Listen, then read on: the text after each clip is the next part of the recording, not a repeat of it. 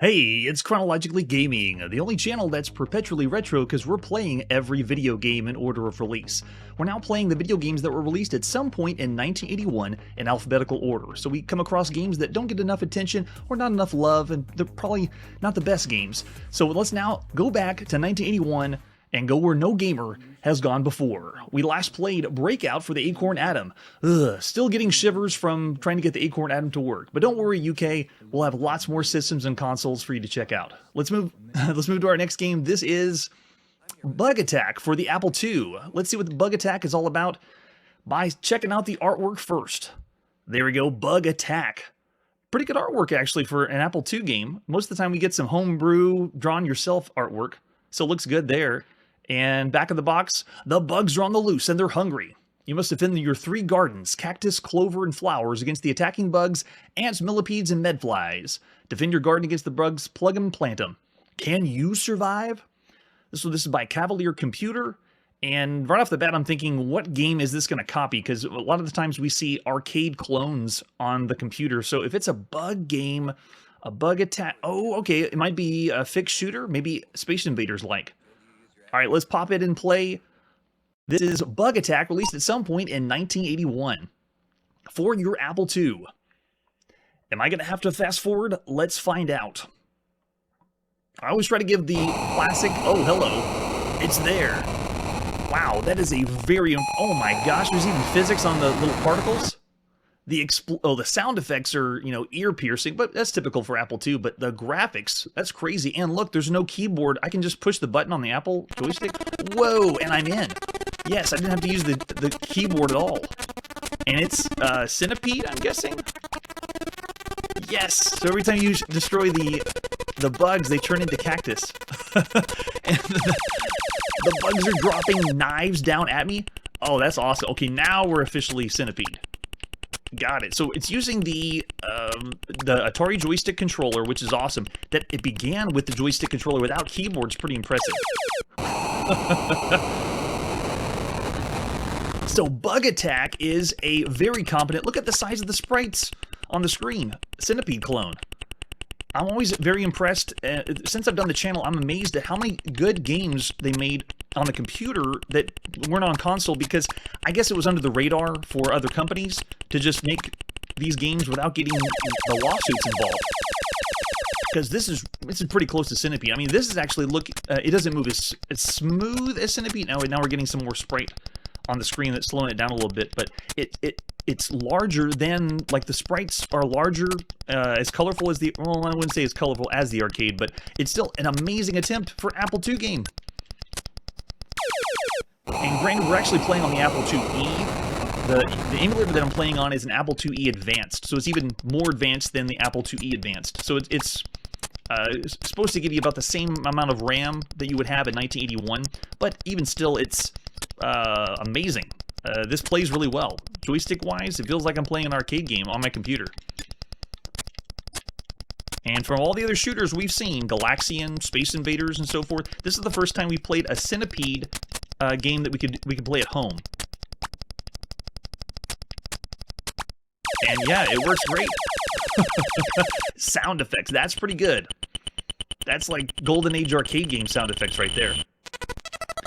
And they have a fuel gauge in the top left. They have a version of Ants Go Marching as we play. Which, that's very rare. For the time to get a music or ditty to play on this system is awesome. I wonder why they picked fuel, though, for the time gauge. Maybe because we've seen other arcade games using fuel as the time? You didn't need to go and do that. Come on, Cavalier. It's typical for other shooters we've seen. This one actually is giving me less movement than Centipede. I can only move left and right, so it's more akin to Space Invaders. Oh, I can blow up the cactus. Oh, nice. Wow, and look at the explosion. They use the same one again. Okay, for the explosion itself, that's pretty impressive. It's not just the first bits of particles, but watch the other debris. That's pretty good. I wonder how long it took for just that part to program that part. Yeah, there's a lot going on in the background, that's for sure. So how many shots does it take? Okay, you can destroy the cactuses, that's great. Yeah, play control though feels a little bit more like Space Invaders. It's just move left, right, and fire, and I can only fire one bullet at a time. It's like Centipede. It's even doing the same as Centipede in the arcade, where I can hold the fire button down, and it just continues to fire. I don't have to hit it again. You don't get as much accuracy that way, but nice touch. It feels like the Centipede arcade game shooting mechanic.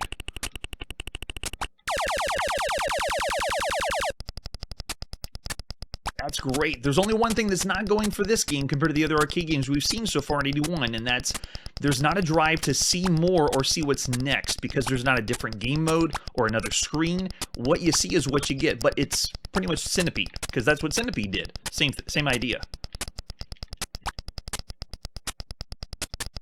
And to have any sound effects is awesome on the Apple II. Very impressive. These enemies, though, are not following the same pattern you'd expect from Centipede. They're going in and out of the bumpers, because if it was Centipede with the mushrooms, they'd be bouncing off the sides, and then we'd have to use that as a strategy to take them out. So slightly different, but, I mean, come on, it's a clone of Centipede that you could play at home. This would be an excellent, excellent purchase in 81.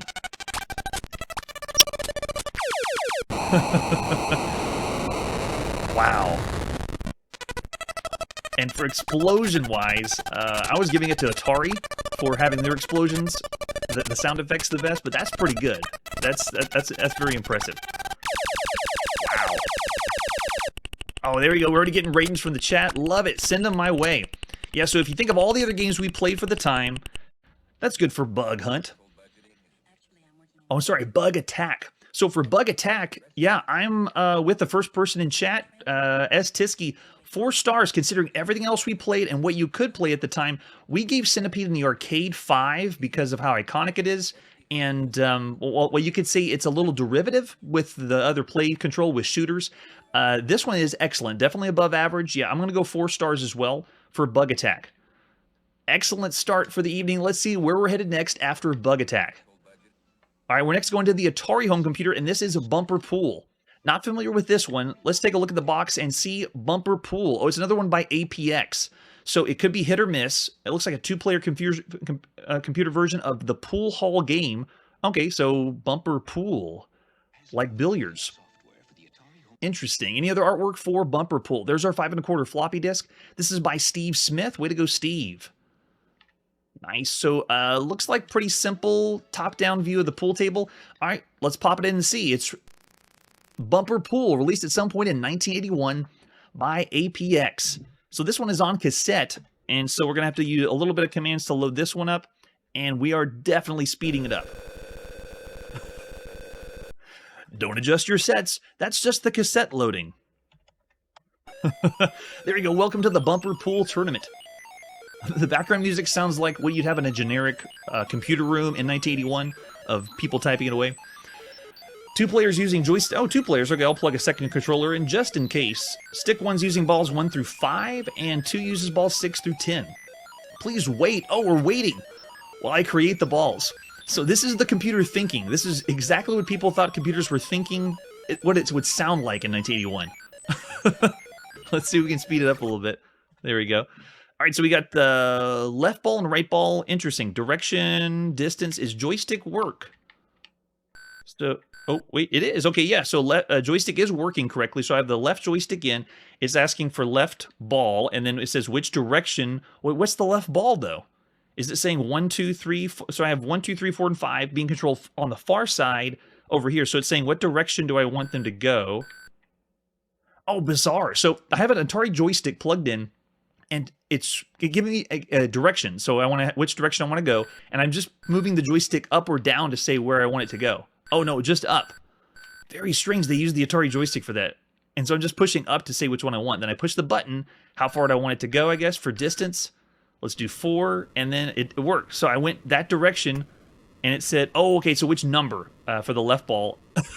Did I hit it my own? I think I hit it my own goal. And then we go to player 2. So you pick the right ball. Very strange controls. You pick the right ball, so it's saying you want ball 6, 7, 8, 9, or 10. So let's say we want number 10 to move. I select 10. I push the only button on your Atari joystick, the big red one, and then which direction I want, I'm pushing up to say which direction I want it to go. Is there any others? No, that's it. That's the only thing I can do. So let's make 10 go all the way across to 5, push the red button, and then for distance, how powerful do I... Let's send this flying. How far can I go? Maybe 9? Yeah, and then it's doing it frame by frame, almost like they programmed it on a tile-based system. So not super smooth pool, and we've seen pool. We've even seen pool in the palm of our hands at this point in 81. And I would give the one even in our hand, the handheld pool game, better than this one. Interesting they have the physics going, but it's a little choppy. All right, so we're now back on... Oh, are we still on this side? Okay, there we go. So we're back on the left side now. We're picking the one we want. Yeah, I can't scroll through. Oh, that's so... That one's rough. So if I want to do like left ball 2, I can't go back. It just selects 1, 2, 3, or 4 in the order. So for direction, let's do it at an angle here, and let's go right there for distance. So ball number 2 should be going up there at 6. Yep, there it goes. Yeah, rough. I'd say really rough for the time. Could have been programmed better, but like I said, it could be hit or miss for APX. It's kind of like they had users programmed for the Atari computer, or sometimes type-in codes for magazines, and then every now and then they get a publishing to make it physical. So, this one's probably the miss. All right, so for bumper pool, considering everything else we played, we didn't really finish the entire game, but that's what we do on the channel. We showcase the games. So for bumper pool, that one is below average. I'm going to even go bad, the bad range. Oh, is it isn't close to broken, though. If I'm going to picture myself in 1981, I'm sitting down with a friend and we're going to play that game for bumper pool.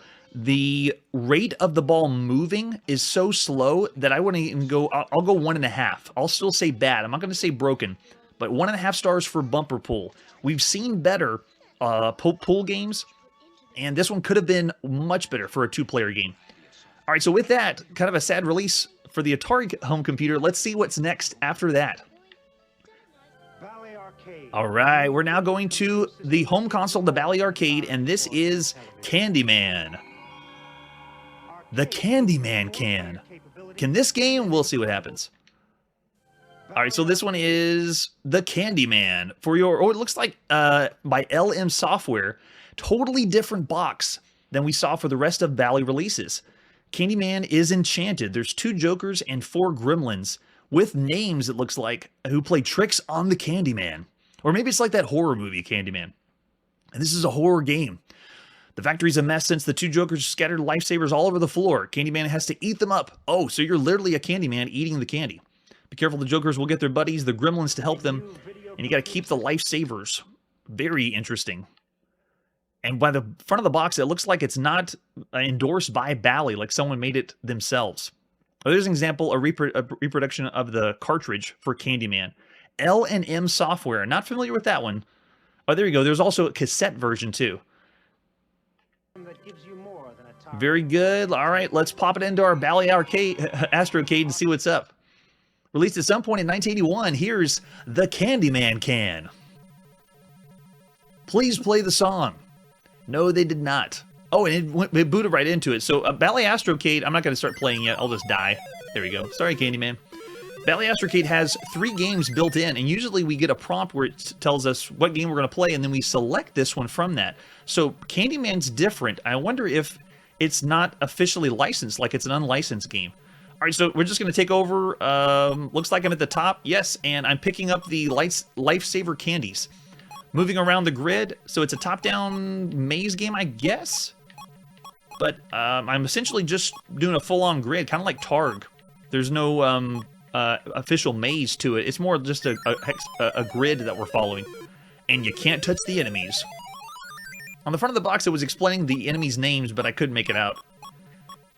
Yeah, this one's an obscure one. Very weird that they have monochromatic color, because we've seen lots of color on the Bally Astrocade. Yeah, this has got to be homebrew or something.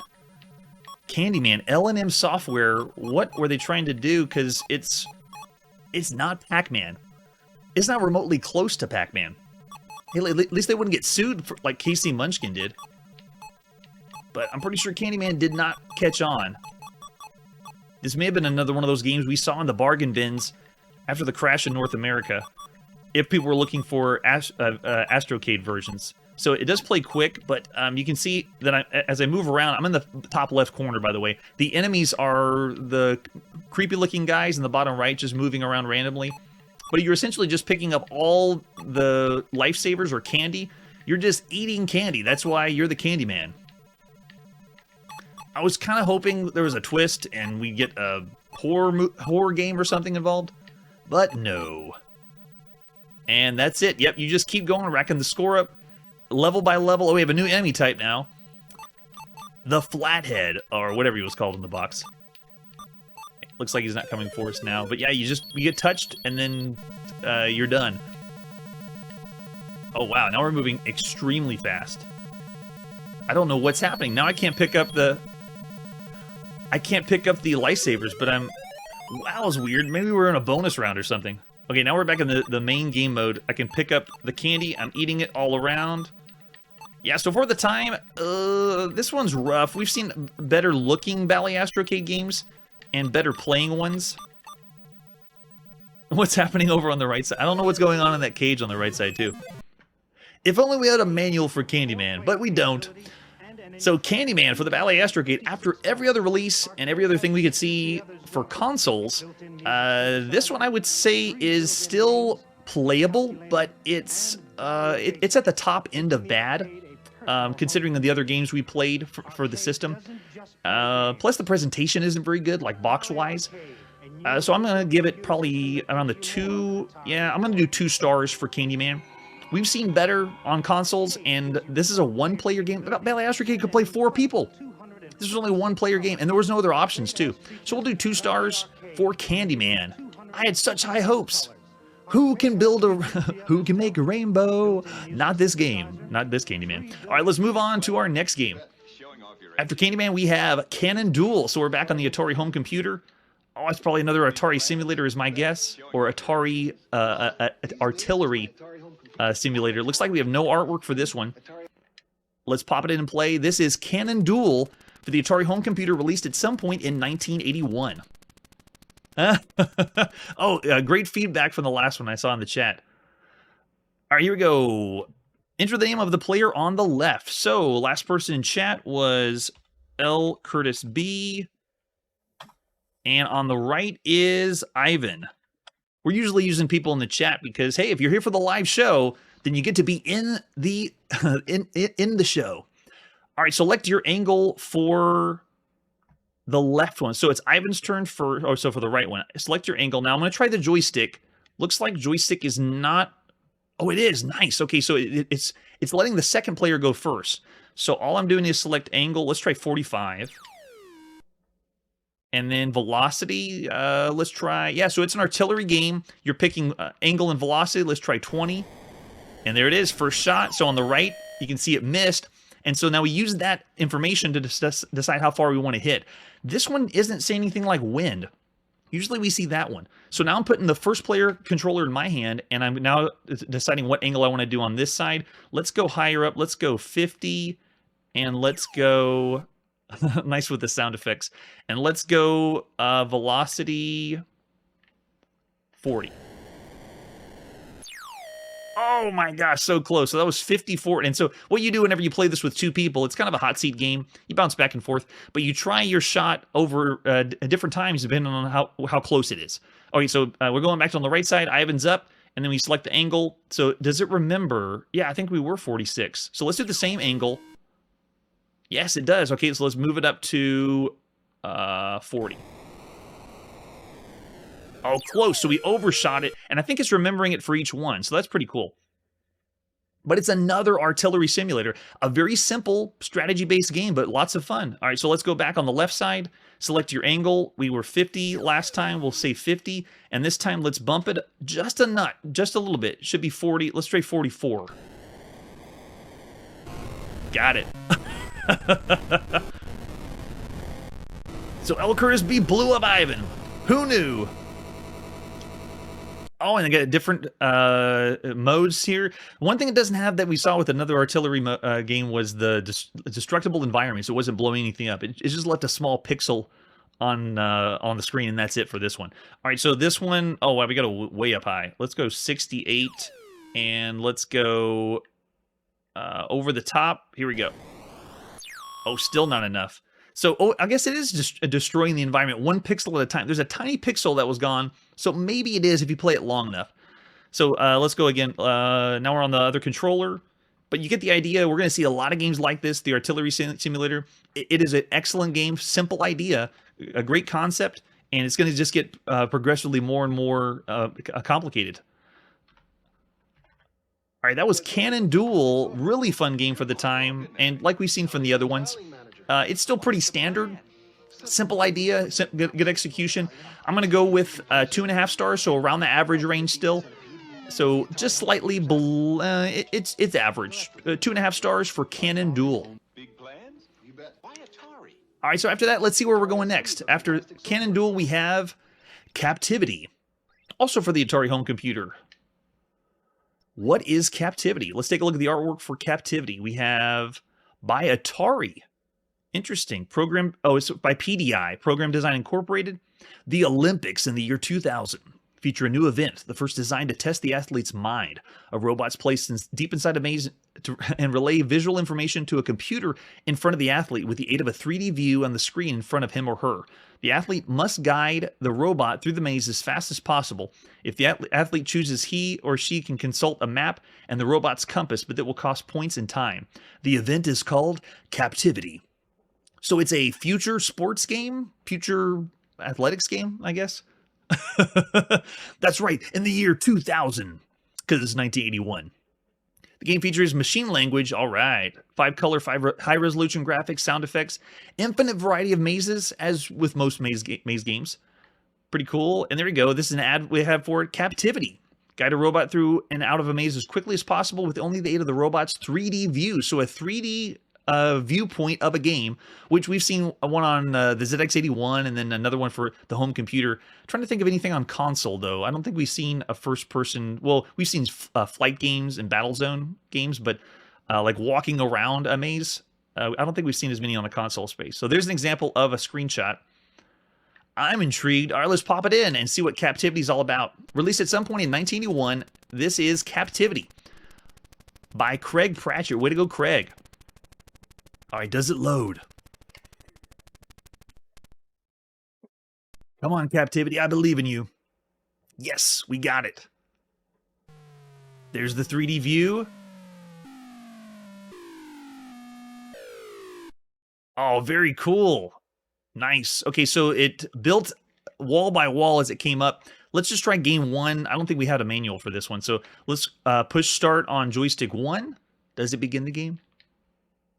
Game 1. Oh, it may not even use joystick. Looks like it's not responding there. So let's try keyboard, spacebar, anything. Come on, Captivity. I believe in you. Oh, I think it was loading. Oh, it is. And it's going to load the maze for us.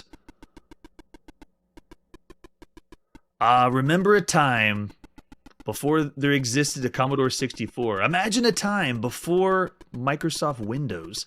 That's where we are. Imagine a time before you had a mouse and everything was done on a keyboard and you used your fingers. That was it. Yeah, that's a good guess. It's making the whole maze random. And it's still going. Wow, so here we go. Let's go back to our console and play some Candyman while we wait for the computer to load. I've been gaming on computers so long that I remember when I'd load a level, I would go make a sandwich or have some lunch or a snack and then come back and then wait a little bit and then the level would load. But we've reached new levels of precedence because these games are being run on emulators that they're going even faster than you did then. So just keep that in mind. Even though we're waiting for this random maze to load. Oh, it's on. Am I in? Can I go? Joystick. Oh, is joystick not working?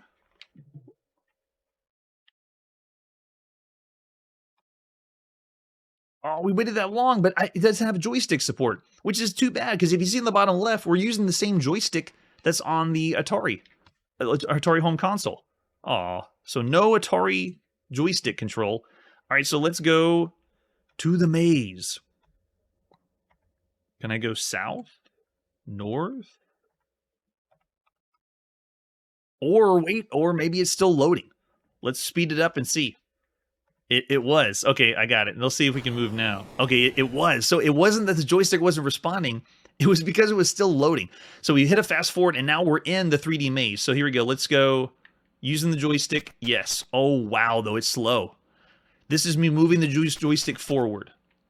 Taking one step. That's how long it took. Again, joystick forward and another step. But it's a first-person game. Now, we played on the TRS-80 a Battle Zone clone. That was first person. That moved faster, but it wasn't drawing everything like this. So it designed a maze, and now we're going through a three-dimensional maze. So a first-person maze game. But I think that's it. It's just navigating the maze. There's no shooting. There's no action. It's putting a lot of processing power in just moving. But just imagine it's 1981, and playing a game from this perspective is very fresh, very new, especially on a home computer. But I got to give it to that TRS-80 game. The first person Battle Zone game, that was incredible because it even had action. It had shooting. This one it does work with the Atari joystick. We were just waiting for it to load, but this is me moving. This is how slow it takes to navigate through the maze. That was a big maze. At the time, you couldn't take a picture of it. You'd have to draw it, I guess, on grid paper before. Unless, is there a way I can pull it up? Yeah, because every time you move, it redraws the... Oh, there you go. You can look. Okay, so that's where we are. We're in the top right corner. And when you want to go back, you just push the button to go back. So it does let you see the maze, which is nice. Yes, Armored Patrol. That's right. Adventure International. And so the way that they got the TRS-80 to move that fast from a first-person perspective, and it had lots of little things in the game, like you could see through the windows for the enemies, it was incredible. This style and design just makes you realize that developers and designers already knew what they wanted games to do. They wanted them to be 3D. They just didn't have the technicality for it yet. The hardware couldn't fully support the vision of what they wanted. And so they did a lot of amazing tricks to make it look close, as close as they could. But eventually, it will be realized. We know it will be realized. Did I hit a dead end? I just went to... Yeah, so you can see me in the top right. I just walked myself into the dead end, so I know where I am now. And where's the exit? Wow, so they started us all the way in the top, and I got to go all the top right, and I got to move myself all the way to that bottom left corner to make it out of that maze. As slow as that is, I don't know if I'd had the patience to do that. If it was 1981, how exciting is it to go through a maze this slow?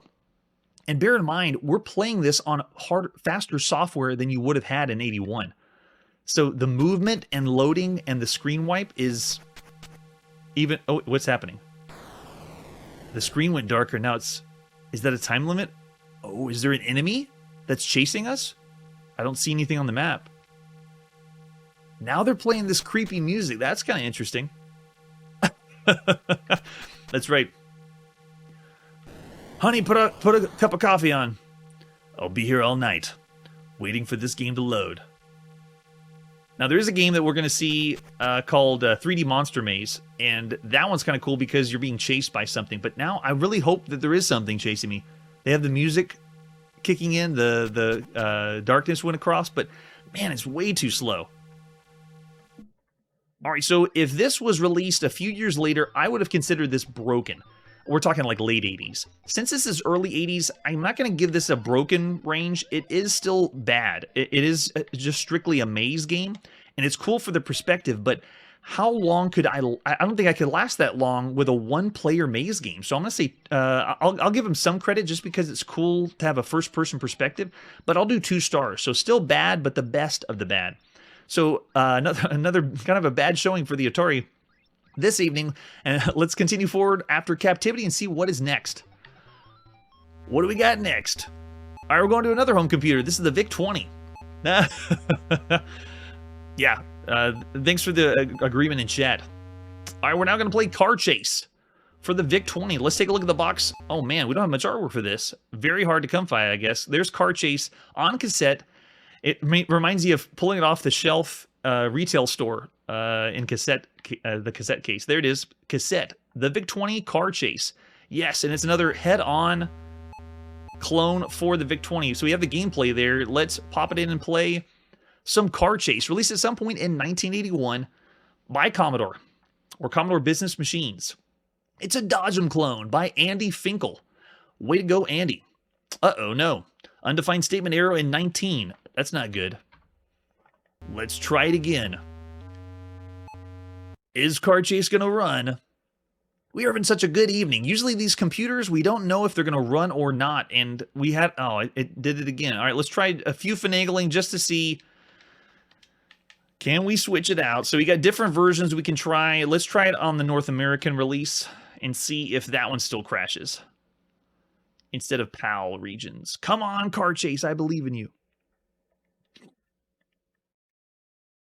Does it load in North America?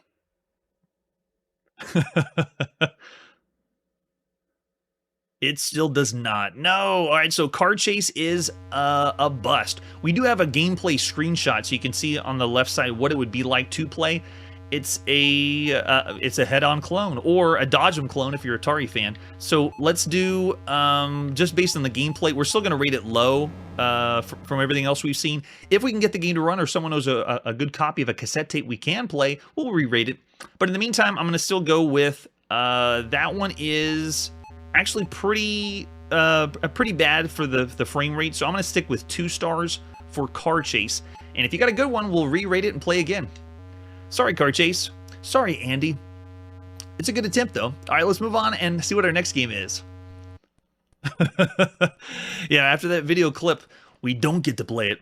Our next game is Cartels and Cutthroats for the Apple II. Let's take a look at the artwork for Cartels and Cutthroats. A computer game of business strategy. Nice artwork. Oh, another one by SSI. Very nice. Oh, man. The dollar signs in the back. You can't read anything. What does that say? You can barely see. Oh, it's a business game made with exciting and playable because of its realism. Makes it ideal for educational use. Uh-oh. On the channel, usually educational means we keep away from it. If we can. All right, let's see if any other artwork for Cartels and Cutthroats. And there we go, just a 5 1/4 floppy disk. This is by Dan Bunton. Way to go, Dan. We've seen that one before. And for other versions, we have a normal and cracked version. We'll use the cracked if the normal one does not load for us. So at some point in 1981, this is Cartels and Cutthroats for the Apple II, a business management simulation game. We know the future here on Chronologically Gaming, so we should do really well with business and management games in 81, because we know everything. All right, let's skip ahead and see if we can, if we need to fast forward it or not. There we go, Cartels and Cutthroats, the business strategy game. Dan and Bill Bunton. Okay, way to go, Dan and Bill. Do you want to start a new game? Yes. We get music. Oh, love it. Oh, I was listening to the music and I wasn't reading what it said. You may select from the following ways of playing the game. You can do open play. Everyone sits around the computer and we can see each other's reports. Hey, there you go. All the family gather around the computer and play Cartels and Cutthroats. Or we can play closed play. Each person takes a turn viewing the reports at the computer while everyone else talks politics in the other room. I don't think that ever works. You try to play a video game where you're expecting people to leave the room. Not going to happen. Then we got the hard copy play. All reports are printed on the printer, and everybody sits where they please. Or we can do the beginner's game. We'll do beginner's game since we have not played this yet. I guess the other normal play may be more detailed, because we already know SSI goes really heavy into strategy. All right, so this is beginner's economy setup, presented after the economies are named. Is this acceptable? Yes. Oh, you can use game paddles too? That's awesome. We're in the money. How many players do we want? We'll go with 2 this time. Would you like 2 to be dummies or computer managed? Oh, they call the computers dummies? That's awesome. Yes. We'll do 1 dummy and 1 computer. The following companies will be managed by your computer. Apple Addicts Limited. Press any key to continue. Okay, the computer 2's company's name is going to be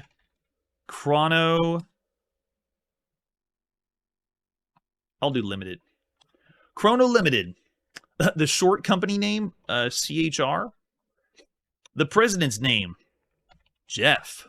Do you claim a beginner's handicap? Yes, yes, I'll do a beginner's handicap. We need all the help we can get. Congratulations, you've acquired a manufacturing company that makes a product considered a luxury by most consumers. Your raw material prices are stable and based on abundant supplies. The economic outlook for the next 5 years is for strong expansion in the gross national product, or GNP. Inflation, as measured by the Consumer Price Index, or CPI, is expected to continue at a controlled level. In addition, the impact of chance on the companies and economy should take a wild next 8 quarters. Is this scenario acceptable? Sure, we'll say yes. Very detailed, and that's what we expected from SSI. We are playing on beginner mode, though. All right, so we got a newswire. The GNP is up 4.2%. Yeah, so it is pretty technical. I can see why they say use it for educational purposes, because one of the very first Apple II strategy games we played ever on the channel was Lemonade Stand, where you were managing a lemonade stand and determining what prices you want and how you're getting your supplies. And it was kind of funny because it was having you do things like $1 or $2, really cheap prices. You weren't dealing with millions like if it was a big business or a corporation or anything. So it was kind of a cool intro to business management games. And now we have Cartels and Cutthroats, where we're dealing with gross national product and the CPI. So it's funny we've come this far. There you go, Chrono Limited with the president. I don't know what kind of decisions we get to make, though. We did not have a manual for this one. And any other SSI games we play without the manual, they usually get dicey if we don't know what commands to type in. Yeah, Lemonade Stand was big. Lots of fun. That's really, really good. And if you're more of a 90s kid, anybody remember Drug Wars, where you were determining which drugs to peddle? And it was the same idea. You just, instead of lemonade, you're doing drugs. Here we go. Confidential. This contains information about the period ending in quarter 0. Turn the paddle to its lowest setting. What? We're going to use the paddle? And I just push the button. Let's see what happens. Is this the... Oh, you can use the... What in the world? Okay, so SSI uses the the Apple paddle to move the pages left and right. You heard me correct. I'm using the Atari paddle like I'm turning the paddle to pick the pages and read the pages of my reports. That's a bizarre way to use the controls. There you go. You took 42 time units to view your reports, but we were charged only 22. We were charged to look at the reports? I guess time is money. They're already teaching us that on Cartels and Cutthroats. All right, so press space when all planes are ready. Yes, we are ready. Chrono Limited planning sheet for the first quarter. Purchases. So we can purchase different things. I don't know, 30. Production. So I'm just typing in random things because we don't have the manual to read to study how to work it out. And mark. Residual. Oh, this is awesome. So lots of information that you can do. Loans. I'll do 1. Factories. 7. And then special memos. None. Is this right? Sure. Yeah, it's right. We filed all our taxes correctly here at Chrono Limited. Did you enter all the data correctly? Yes. Wait, they're asking us twice? Maybe it is like income tax. They're going to ask us several times. Time flies when you're... That should be the motto of this channel whenever we're playing games like this that take a long time. Oh, look at this. They even have animation. That's just quaint. And they're just doing this for fun. I don't think that has any purpose. Yeah, there you go. It's 3 months later. This is great. They have a cutscene on a strategy game. I think that's the first time we've ever had anything like that. But then again, we usually don't last too long with strategy games of this era because it requires a lot of fast forwarding for my part. See, even here, we're waiting on a more advanced Apple IIe, and it still takes a long time for it to come through. All right, here's how the game works. It'd be more fun with more people, but you'd have to have someone that is aware of how to play the game and has the patience and time to play it. But if you put yourself in 1981 and you were into wanting to play this or owning your own company and making decisions like this, it would be a blast to play. All right, so there you go. There's a taste of Cartels and Cutthroats for the Apple II. So for the time, when I think of like Lemonade Stand, something fun, this doesn't have the charming factor of that. It is, like they said, very educational. Exactly what you see for a business. I looked in the snapshot in the back and they had Microsoft. That's funny.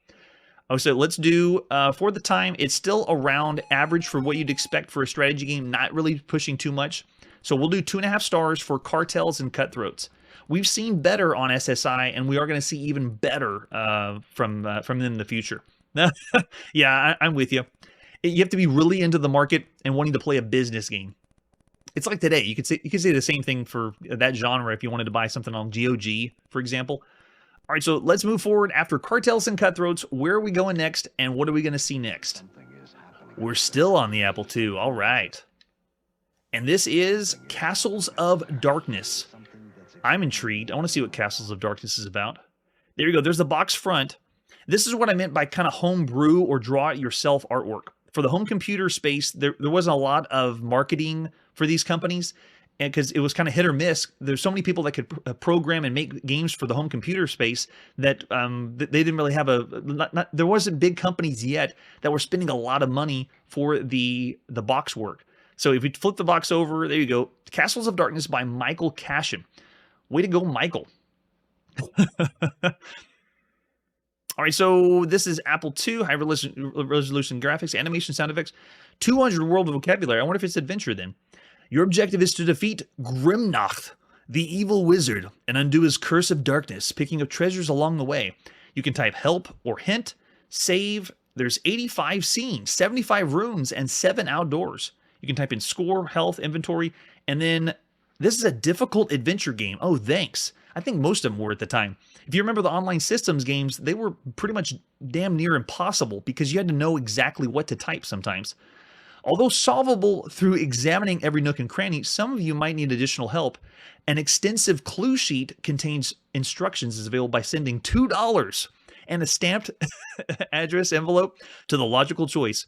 That is hilarious. Okay, so I want to zoom in on that. That's freaking hilarious. Let's send $2 in to get a clue sheet. Awesome. All right, so let's take a look at any other artwork we have for Castles of Darkness. And are we going to need to send in $2? Yeah, it's just the disc and a picture of the screenshot. Okay. I'm intrigued. Any other versions? Nope, the normal and cracked version. We'll see if we need to refer back to that. All right, let's pop the 5 1/4 floppy disk. And this is Castles of Darkness, released at some point in 1981. I'm kind of scared. I think this is going to be... Whoa.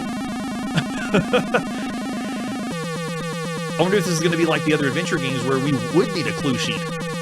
We don't have a clue sheet. Look at that opening. That's pretty good. Way to go, Michael. That's the way to do it. So I guess this is the cracked version. We got to get in the game. It's time to play Castles of Darkness. I'm going to speed it up a little bit. Don't know how far we need to go. Okay, it looks good there. For many days we have suffered under the curse of the evil wizard Grimnacht. If you're new to the channel, every one of the games we play on the computer has to have lore. I think that was the rule in 1981. Look at this. Everything has to have some story. We are going to be brave warriors to overcome the wizard Grimnacht. With a name like that, it makes me want to take him out. All right, so to begin the venture, so our goal is to go to the castle, find the treasures, and then take out the wizard. Got it. So to begin the adventure, press any key. Here we go. Castles of Darkness. You're going to view each scene from the south. West is to your left. Enter help for some free hints. If you want to switch between the picture and full text, press escape. Okay. Nice. I'm glad they tell us that, because we've tried that in a few other text games. Help, info, and nothing works. All right, we're here. Drawbridge. Looking around, I see nothing of interest. Help! Does this give us hints now? I respond to 1 or 2 word commands. You can use north instead of north, E, go west. Okay, so it is a text or graphic adventure game at least. If you want open, unless you want me to tell me the direction you're going, I have 200 word vocabulary. So if a word doesn't work, try another. If you have trouble manipulating something, try another tact. Now, this is interesting because they're now giving us these kind of screens in adventure games, because before, none of this was there. If you have the manual, you make it something like that, but a lot of these games were meant to be cryptic. They were supposed to be a puzzle that you had to solve and you had to work for. And keep in mind, this is 81, and so this is just the beginning of graphic adventure games, but they're trying to make adventure games a little bit easier for people to play. What company was this, by the way? Because I don't remember seeing who made it. I remember the developer, but I didn't see the company name. So it looks like you can type health if you want to check your health. You can fight creatures in this game. You have trolls, armor. What in the world? Is this more than a graphic adventure game? You have a pickaxe that can dig if you specify where you're digging. You can save your game at any time pushing save. Yep, and that's pretty normal for the time. You can also type inventory. Every scene's viewed from the south. North is at the top of the screen. Oh, help really is help. Look. See, eerie castle with menacing towers, a moat, and a drawbridge. I see nothing of interest. So if we hit escape, oh, that's pretty cool. So it's doing kind of like what we saw with the Cranston Manor game, that it goes back and forth. If I want to switch between graphics and text, I can. Awesome feature. So it's already top of the top tier of 81. So I'm surprised I never heard of Castles of Darkness. All right, so if we got nothing of interest here to look at, what about look? Door. Is that a door or is that the drawbridge? Oh, that must be drawbridge. Okay, so let's go. If we're facing north, does that mean if we go west? No way. It animated the guy moving west. That's also interesting. This is one of the first graphic adventure games where we're not looking at it from a first-person perspective. This looks more like, dare I say, King's Quest, because we're looking at the character. All right, so looks like it feeds into the moat. Looking around, I see nothing of interest. What if I go north? You can't go that way. What about look again? Oh, that's it. Nothing of interest. So if I say west again, you can't go that way. I wonder how you dig then. Dig? Digging without... Oh. Digging without a tool is for gophers. Yeah, this is nuts. I've never heard of Castles of Darkness. So if this really is what I think it is, let's go back east. Yeah, it's moving. Now, I'm not directly controlling the character like King Graham and King's Quest, but whenever I type the direction, the character moves that way, and it looks like I can go east again, right? Okay, so yeah, it animates it. That's really impressive. And now I'm in a different area with a different castle, and yes, that must be a pickaxe. Yes. Get the axe. I'm sorry, I don't know what a what? Wait, hold on, look again. Look. Hold on. I'll just mess up, do it again. Look again. What is it? It's, oh, sorry, a pickaxe without an E. How silly of me. Pickaxe. Got it. Okay, good. So we got a pickaxe. Can we dig now? Nothing results from it. What about dig east? Nothing results from it. Okay, I just want to dig something now that they got a pickaxe. We can keep going. Can we go north now? So they always told us the direction we're facing is north. So if we go north, oh wait, I mean south, right? No, oh, we can't go that way. Oh, I guess the mountains block our way. Let's keep going east then. So we walk east. We're on the next scene. So cool. It also draws it in really fast for the time, considering other graphic adventure games we played. So we got a moat and a drawbridge and nothing of interest. Open drawbridge. I don't know how. Well, learn how, man. Let's go. All right, let's go east again. Yeah, so I'm not controlling or moving around, but when I type the direction, we see the animation of where they are. Wow. Okay, so again, looking around, I see nothing of interest. Can I go east again? Can't go that way. And south? No. North? Looks like I'm at a dead end, so if I go back west, I'll go back that direction. So you have to figure out how to go past the drawbridge or open the drawbridge. Yeah, we're going to need that clue sheet right about now. That exit is closed. So you cannot go that direction. If I keep going west, if we found something, I wonder if this is so cryptic, it's something like we'd have to dig in several places now that we got the pickaxe and lead us to the next scene. Presentation, though, I am intrigued. This is pretty cool. I didn't know that we had this in 1981. All right, let's try it again. Let's go north. That exit's closed too. So yeah, there's no way to get that direction. And if I go this way, I don't think we're going to find anything here, right? Nothing here, but because it's dead end, let's dig here. No, not diff. Dig. Nothing results from it. So I don't know how I can do that one. Okay, so let's do again. Help. They'll give us the full crawl of everything we can do. North, south, east, west, 200 word vocabulary, blah, blah, blah. Objects like pole become useful. Other objects work against you. Examining specific directions is a good idea. Fighting is bad for your health. We are going to be fighting things in the game. That's also pretty cool. The pickaxe is used for digging if you specify where you're digging, but it doesn't say how. Analyze room descriptions. You can save your game. You can check progress. Every scene's viewed. And inventory. So I guess maybe we can see what else we have in our inventory, like if they started us with something else. Maybe. All right, so again, we go back to this scene, and let's do look again. So nothing of interest there. Can we go through the trees? I think they put the trees there to say we can't go that direction. Yeah, right? Give me the $2 so then we can play the rest of the game.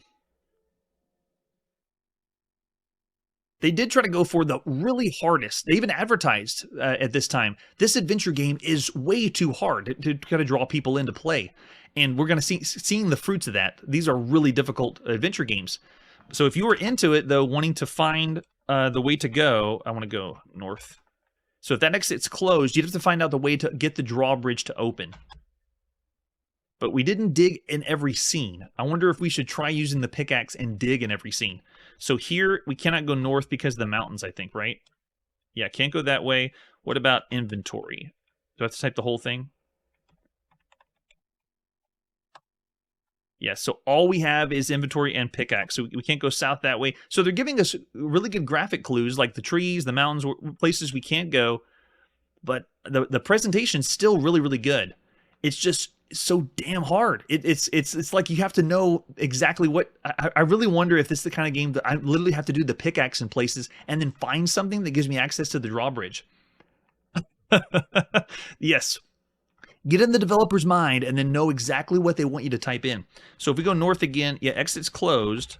Open drawbridge. Oh, see, don't know how.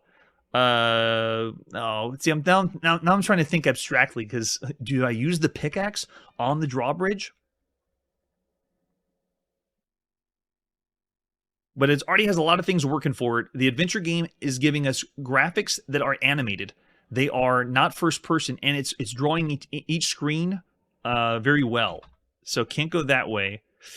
All right, so that means I'm going to have to go ahead and stop the showcase for this one at this time. Who was this one by? I really want to know. Castles of Darkness? Let's look at the artwork again. The Logical Choice. I have not heard of that one. In Maryland. Okay, so whoever Logical Choice is, well, I guess we know because we have the developer, Michael Cashin. This is extremely impressive for 81. For adventure games, I know nowadays you can look up all the answers, but back then, because of how good this was, I would want to spend time understanding all the commands, definitely paying the $2 for the cheat sheet, but I'd want to dive in and play a lot more of this one. So this one's above average, considering the other adventure games we played. I don't even know, because we haven't played it very far. I don't want to go all the way to the tip top, but it's one of the best. So we'll do 4.5 stars for Castles of Darkness. I love it. All right, so let's do a very high rating for Castles of Darkness. I'm very impressed, considering all the other games we played. And with that, let's push forward and see what our next game is. Our next game is Cattle Roundup for the VIC-20. Let's take a look at Cattle Roundup. The only artwork we have is one screenshot, so we're going to pop it in and play on our VIC-20, released at some point in 1981. Yes, everyone's ratings are always welcome. All right, so this one is on cassette tape, as most VIC-20 games are, and I would prefer the cartridge, but this means it might get slow loading times. Let's get some speed up. Yeah, we found the instructions, so I'm fast forwarding. This is not as fast as it would have loaded. Here we go. There's a number of cows running loose in a maze-like barn. Hey, like Stampede on Atari. On the left side of the barn, there is a cow pen. A cowboy standing just outside the pen. Your job is to guide the cowboy through the barn to round up the stray cows. There's 3 basic methods. Number 1, number 2, number 3. You shoo, you push, and you coax. This plan consists of getting behind the cow and keeping him from straying further, at the same time hoping that he will go back toward the pen where he belongs. Unfortunately, this plan does not always succeed because the cow does not remember the way back. In fact, he doesn't even care. Yeah, he doesn't even care. He's a cow. Which brings us to the second method. The plan is quite simple. You get behind the cow and push him to the direction you want him to go. Is this really a cow wrangling game? So Stampede was more arcade-ish. This sounds like we're actually going to, yes, wrangle cattle in this game on VIC-20. The cows have a lousy sense of direction, so most of them will try to come right through the walls. Don't let us worry though. The walls are quite sturdy, and the cow's hide is tough. If you stay close to the cow and you're coaxing, you'll likely follow you anywhere you go, perfectly to the cow pen. Wow! And then you lead them to the next phase. Let's see what happens. So I'm trying to fast forward. Yes. There we go. All right, there's 6 buttons you should be concerned with. 4 directional keys. A, Z, Q, and J. I've never seen those controls before. Q and J is left and right? What? That makes no sense. All right, we'll give it a shot. A, Z, Q, and J, and then we got to use the 3 methods, which we're not pushing numbers on the keypad. We're literally going to move around the pin and try. We have a limited number of coax calls. This is way more detailed than I thought. Usually when we get a VIC-20 game that doesn't have a lot of information, I'm expecting something simple like Space Invaders. Oh my gosh, there's so much information. So everybody take notes so you can wrangle cattle on your VIC-20. When the game's over, hit indicate to get to a new maze. Okay, so maybe it's a top-down maze game. Gotcha. Load the game and press return when ready.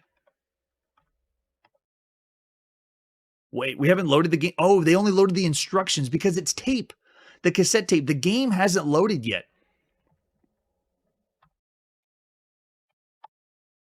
So now it just loaded the instructions. Now it's loading the game. So all that text had one load.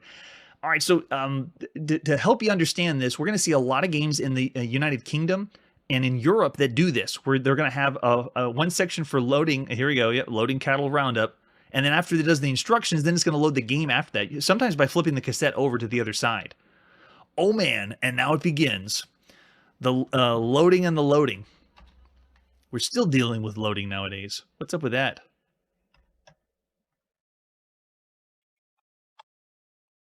Oh, my gosh. There's so much loading, and we're going so fast. I'm fast-forwarding this, but it's still taking this long to load cattle roundup.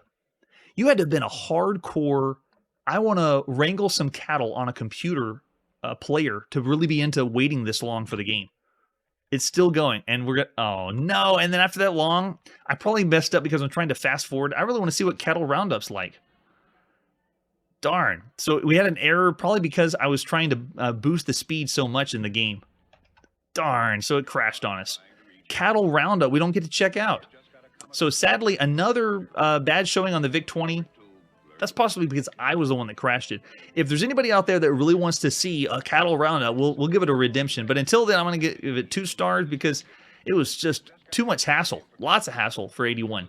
So sadly, a bad showing, kind of a downer turn for the end of the evening. But we got to put our video game playing on pause. But fear not, there's plenty of games to play. Lots more places to go, and what we'll see as we round out the rest of 1981 with all the other releases in alphabetical order. In the meantime, game on, and we will see you next time. Hey everybody, thanks for checking out the channel and joining me on my quest to play every single video game in order of release. We'll be streaming live every weekday at 9 p.m. Central, so join us and let us know if we missed any games along the way. This video would not be possible without RetroArch and Launchbox. Please tell your friends there's some crazy guy out there trying to play every single video game. You can always check out Chronologically Gaming on YouTube, Twitter, Instagram. Chronologically Gaming is the name to look for. We will catch you next time.